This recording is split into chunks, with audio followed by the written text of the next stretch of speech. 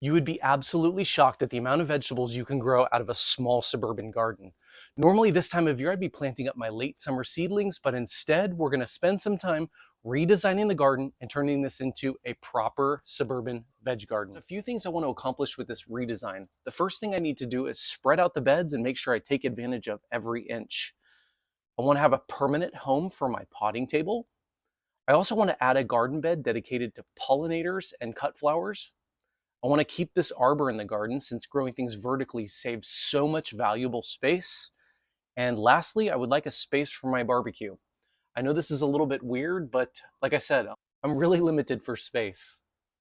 Every project needs a good plan, so here's mine. This is my current garden layout. We're going to first move this 72-inch bed out of the way, and in its place we're going to install some leftover pavers that I have, which is going to make up a pad for the barbecue. We will add an arbor back over the barbecue, and this is going to add some great summer shade and a spot for some climbing vegetables. I'll move this 94-inch bed to the back of the garden, and I'll be putting my potting table along the shed wall. We will now move the 72-inch bed back in its place, and I'm going to finish the whole project by adding a new pollinator garden bed. Stay tuned because I have a very cool surprise for this part of the garden, and I think you guys are going to love it.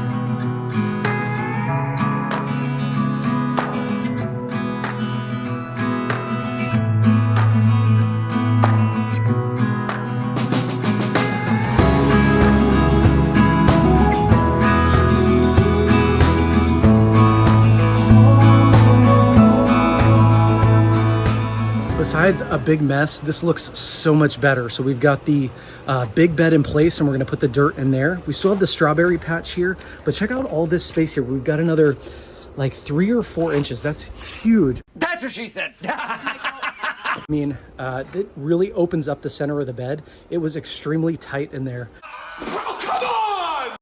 We've got the arbor in place, and the thing that I'm most excited about is we have a permanent home for the potting bench.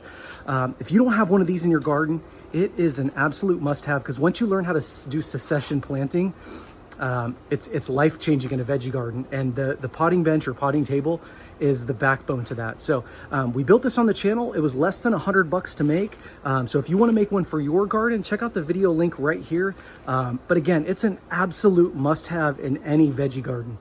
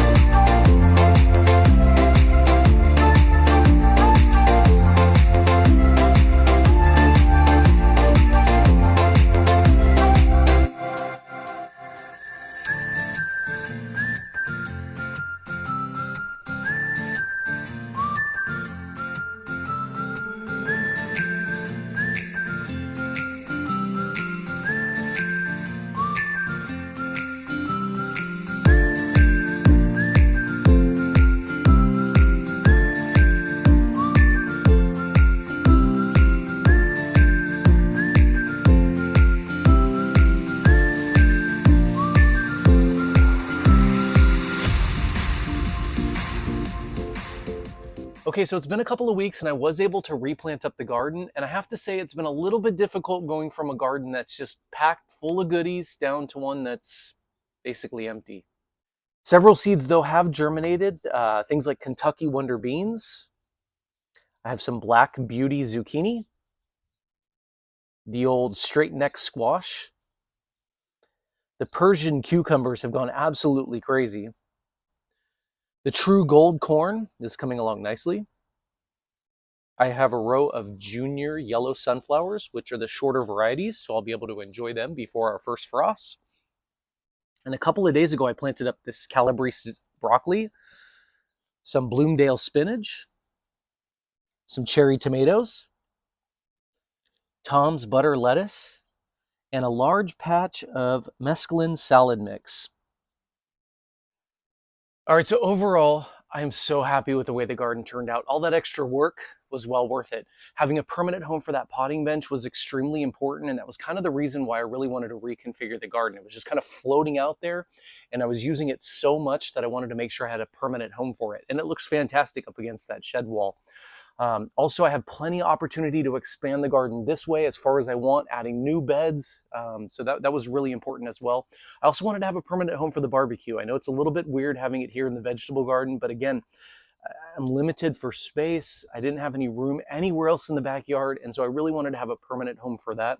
And I think it kind of fits there really well because I take a lot of vegetables and throw them on the barbecue, so it's a little bit weird, but it also works as well. I also added these 4 pots, and I love roses, especially David Austin roses. So I'll be adding some David Austin roses to these pots this coming spring. So stay tuned for that. You'll also notice behind me, I have a garden obelisk here in the pollinator bed. So I wanted to add a pollinator bed. I wanted to add a lot of pollinating flowers to the garden. That's really important for vegetables and pollinating the vegetables. This garden obelisk is really kind of a modern take on that classic cottage garden obelisk. They add great height, they add great structure. Up mine, I'm growing a pink honeysuckle called Pink Lemonade. And not only is it highly fragrant, bees absolutely love honeysuckle. You could also grow jasmine, you could grow climbing roses, you could grow a clematis, you could grow star jasmine. You could also grow lots of climbing vegetables up it. So they're, fantastic to have. They look great. Like I said, they add a ton of structure and height to your garden. So if you would like to build one too, for just 18 bucks, I was able to put that one together. I have a full tutorial video of how to build that. You can check that out right here. And if you would like to take a tour of my perennial garden, I have a full perennial garden tour right here. So thanks for checking out the channel. I'll catch you in our next one.